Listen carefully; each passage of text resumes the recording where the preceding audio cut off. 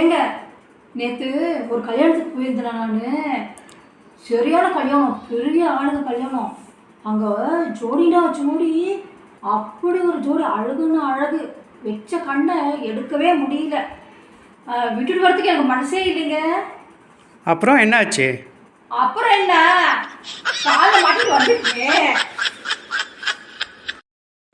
Next madam வாங்க கொஞ்சம்.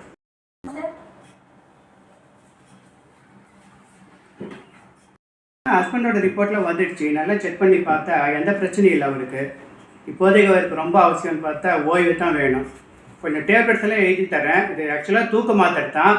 இதை வந்து ரெகுலராக கரெக்டாக எடுத்துக்கணும். ஒரு நாளைக்கு எத்தனை தடவை டாக்டர் கொடுக்கணும்? மாத்திரை அவருக்கு இல்லை மேடம், உங்களுக்கு தான் எழுதி தரேன். அது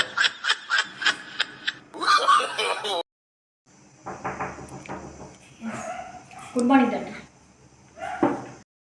வாங்க உட்காருங்க. உங்களை கொஞ்சம் செக் பண்ண வேண்டியது தனியாக அந்த ரூம்குள்ளே போங்க. உங்கள் ஹஸ்பண்ட் வேணும்னா வெளியே உட்காந்துட்டு இருக்கட்டும்.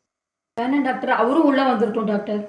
ஐயோ, நான் அந்த மாதிரி ஆளுமே கிடையாதுமா. நான் ரொம்ப ஜென்டில் மேன், என்னை நம்புங்க. சிச்சோ, உங்கள் மேலே நம்பிக்கை இல்லாமல் இல்லை டாக்டர். ரிசப்ஷனிஸ்ட் அங்கே தனியாக இருக்காங்க.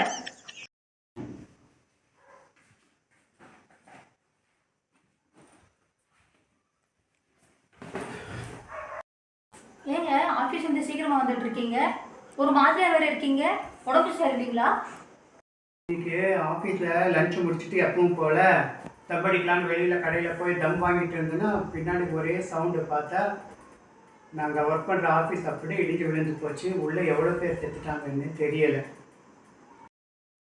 பாடி, கடவுள் நம்மளை காப்பாற்றிட்டாருங்க.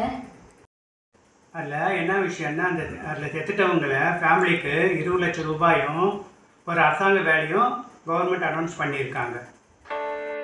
சிகரெட் குடிக்கிற பழக்கத்தை விடுங்க விடுங்கன்னு எவ்வளோ தூரம் சொன்னால் கேட்டால் தான் இப்போ பாருங்க.